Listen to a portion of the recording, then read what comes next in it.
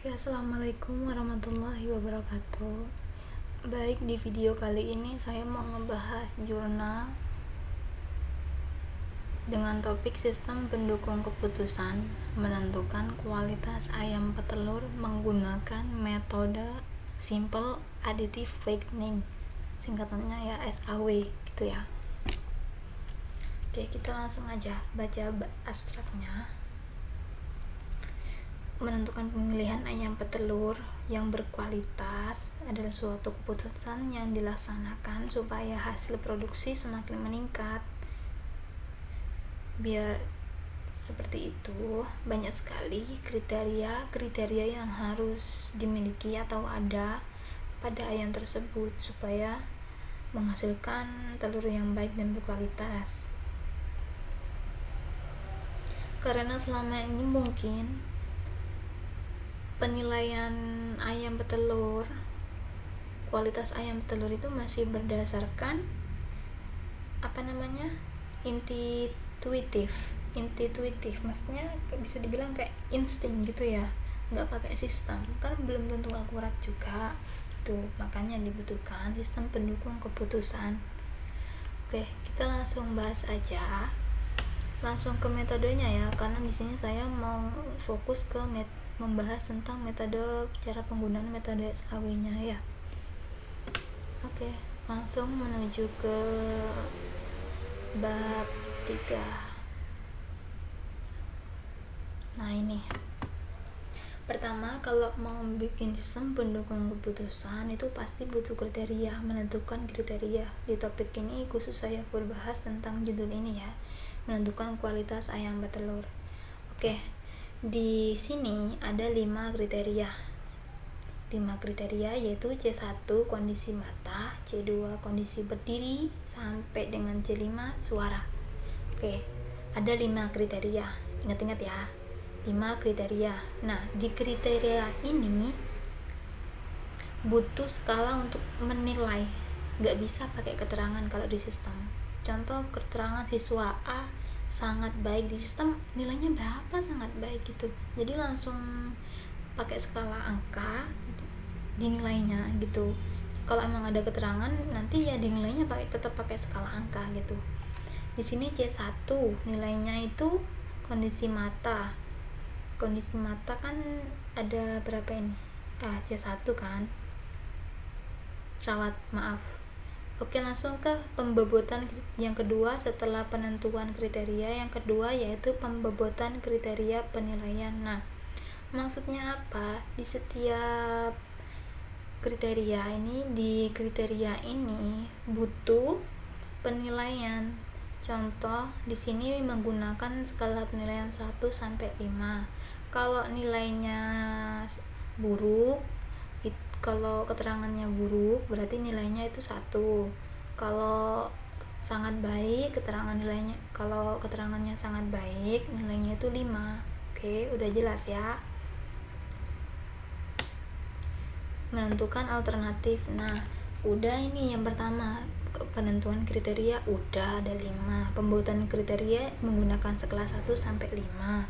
Nah, yang ketiga itu penentuan alternatif. Alternatif itu apa? Alternatif itu dari yang saya mengerti itu data yang akan dihitung sama kita. Oke, di sini ada 5 data. Karena topiknya tentang ayam petelur, berarti ini datanya tentang ayam.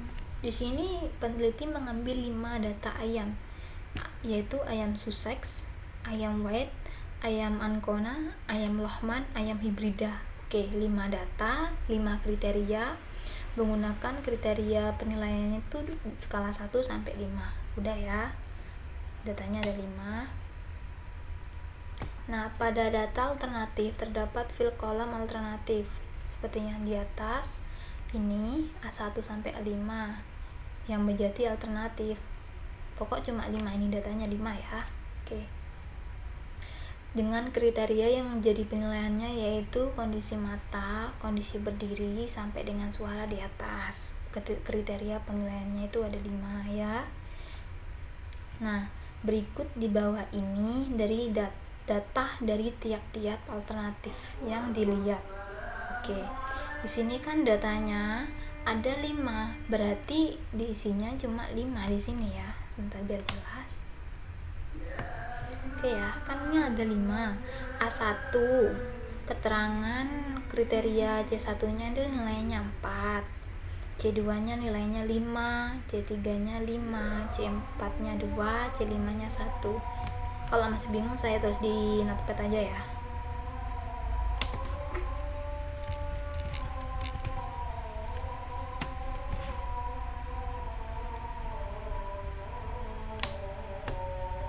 Oke, di A1 ya.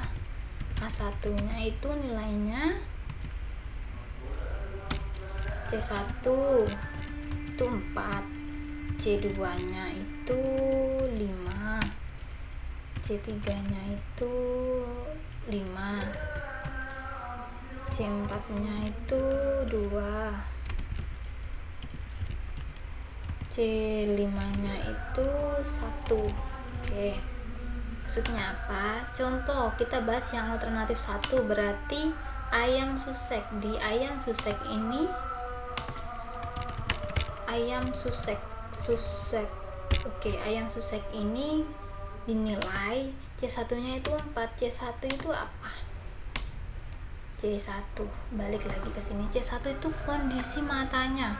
Kondisi matanya C1 itu 4, berarti nilainya baik, Kiki. Oke, berarti baik. Kenapa? Karena nilainya 4. Berarti kalau C2 ini apa namanya? Kondisi berdirinya itu nilainya 4. Oke, kondisi berdirinya itu 4, berarti baik.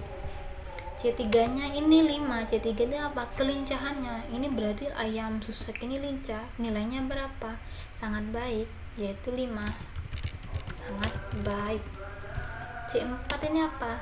Di saat kelincahannya sangat baik, kondisi C4 nya, kondisi bulunya itu juga baik juga.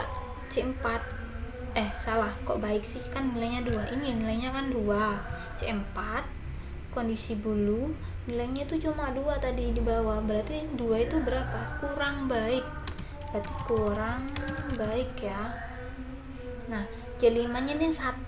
C5 suaranya itu buruk, berarti gini. Jadi di alternatif pertama ayam susek itu kondisi matanya baik, nilainya 4, kondisi berdirinya baik, nilainya 4, kelincahannya sangat baik, 5, nilainya kurang baik 2, buruk 1. Sesuai. Udah ini ya, udah sesuai semua. Saya cuma bahas satu aja, kalian bisa pahami sampai ke belakang sama kok, sama. Nah, udah ini udah dicocokkan data-datanya sesuai dengan data yang ada pada ayam tersebut. Jangan mengada-ngada ya kalau penelitian itu ya. Tapi kalau dibuat contoh kayak di pembelajaran ya nggak apa-apa. Kalau buat penelitian nggak boleh ya. Oke, udah ini udah dicocokkan datanya, udah selesai dicocokkan. Terus apa selanjutnya? Menentukan bobot preferensi. Apa itu bobot preferensi kriteria? Maksudnya itu kan tadi itu ada 5 kriteria. Menentukan nilai bobotnya itu nggak boleh sembarangan. Mana yang lebih prioritas? Di sini kondisi mata bobotnya paling besar 30%. Berarti ini bobot prioritasnya gitu 30% gitu. Soalnya paling banyak. Nah, di sini suara ini paling sedikit persenannya, cuma 5%, berarti tidak bisa dibilang tidak begitu penting, tapi tetap dimasukkan gitu. Maksudnya ini kriteria yang bisa dibilang paling rendah tingkat kepentingannya. Kalau kondisi mata ini barangkali kan kayak ada ayam kuning gitu, berarti ini bentar lagi mati nih, ini berarti kan apa namanya? Itu harus benar-benar diperhatikan. Jadi ini dijadikan prioritas atau kepentingan pertama ya, dengan bobot 30%. Di total ini 100%. Oke, udah udah jelas ya. Berarti ini bisa dibilang bobotnya itu, bobot pertamanya itu paling dinilai itu kondisi mata yang diperhatikan, kondisi berdiri, terus ke bawah sampai ke 5% ini. Udah, ini udah selesai. Selanjutnya apa? Nah, di metode SAW ini kan ada yang namanya penentuan kriteria berdasarkan benefit atau cost. Maksudnya apa? Dua macam ini. Benefit itu kalau seandainya dalam suatu kriteria tersebut nilainya tinggi, berarti itu namanya benefit. Kenapa benefit? Karena benefit sebuah keuntungan. Contoh di sini nilai kondisi matanya itu 5, paling besar tadi, berarti itu paling baik. Kenapa dinamakan benefit? Apa bedanya sama cost? Kalau benefit nilainya jika nilainya semakin tinggi maka itu semakin baik. Kalau cost itu kriteria biaya, kalau biaya semakin sedikit, semakin rendah maka itu semakin baik. Jadi beda ya, kalau ini nilainya paling tinggi lebih baik, ini lebih rendah lebih baik gitu ya. Oke, yang setelah ditentukan semuanya, kan ini udah nih benefit semua, ternyata kondisi matanya ininya semua, nggak ada yang cost. Oke, berarti kalau nilainya semakin tinggi semakin baik gitu, pokoknya paling tinggi paling baik gitu. Oke, setelah dinormalisasikan datanya, maksudnya apa? Dalam menormalisasikan metrik X ke metrik R, maka yang harus dilakukan dalam menentukan nilai R adalah melihat metriknya. Oke, di sini masukkan aja datanya, data ininya dimasukkan, ini alternatifnya 5, ini masukkan sesuai. Nah, udah dimasukkan nih, yang selanjutnya apa? Mencari nilai kriteria kondisi mata.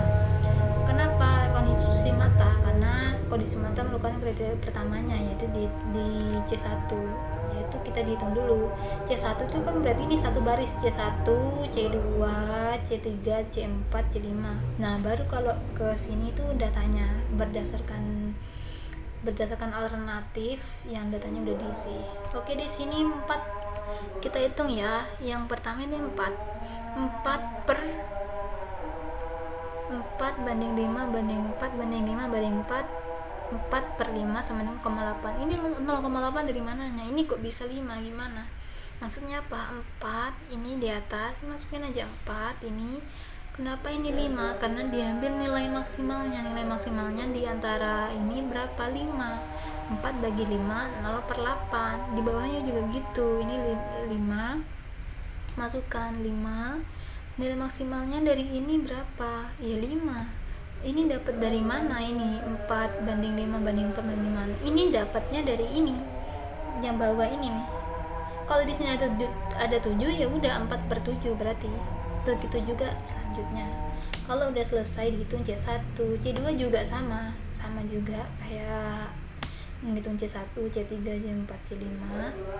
Nah, udah ada ini hasilnya C5. Udah ada hasilnya, masukkan nilainya sesuai. Nah, tadi kan 0,8. 0,8 masukkan diurut dari atas ke bawah ya, begini. Nah, ini udah selesai kan? Masukkan datanya 0,8 itu kan ini 0,8 1 0,8 yang C2 1 kan sesuai, udah datanya ini 0,8 ini udah sesuai, udah masukkan aja datanya, sesuaikan. Oke, kalau udah datanya udah ada, yaitu sekarang proses terakhir, proses perankingan untuk mencari nilai dari masing-masing alternatif dalam menentukan ranking dengan menggunakan rumus. Ini ada rumusnya, VIJ atau VJ ini, WJ, RJ. Langsung aja, dimana W bobot untuk tiap kriteria. Bentar ya. Ini berarti hasil perhitungannya tadi. Ini kan bobotnya pakai skala persen tadi, yang di atas itu 30%, 25%, 20%, 20%, 5%. 5 kan udah sesuaikan aja. Ini apa namanya? Ini hasil kalau dibulatkan ke dalam desimal. Jadi 30% ini 0,3. 25% ini 0,25, begitu pula seterusnya gitu ya. Oke, langsung aja ya ke V1. Kenapa ini V bukan A1? Nah, ikutin aja, ini sesuai rumusnya ya.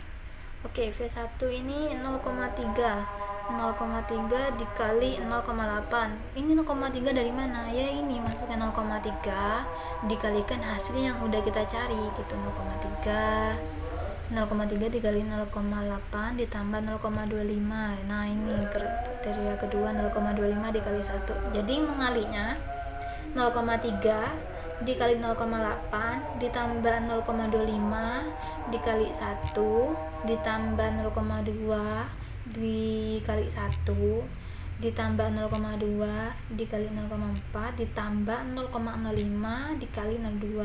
Hasilnya jadi per baris ini ya, per baris ini hasilnya berapa? Ini 0,78 alternatif pertama, V atau V1 nya 0,78, V2 nya hasilnya 0,8, 0,7, 0,73, 0,86. Oke, di antara 5 perhitungan itu mana ini nilai yang paling mumpuni, yang paling tinggi? Nah, di sini disimpulkan terdapat hasil A5 itu ayam hibrida dengan nilai 0,86 itu mendapat ranking pertama. Bahwasannya apa? Hasil dalam penelitian kualitas ayam petelur terbaik yaitu A5 dengan nilai hasil 0,86. Hasil perhitungan tersebut dapat dijadikan acuan untuk kualitas ayam petelur terbaik.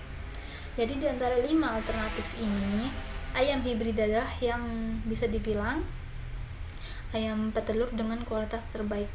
Oke, kalau kalian ada yang mau dibahas dari segi jurnal, topiknya tetap sistem pendukung keputusan, mau request mau bahas apa, komen aja ya. Kita coba belajar bareng, bahas bareng-bareng belajar. Gak ada salahnya kok kita belajar bareng walaupun kita pemula banget. Oke, terima kasih sudah nonton.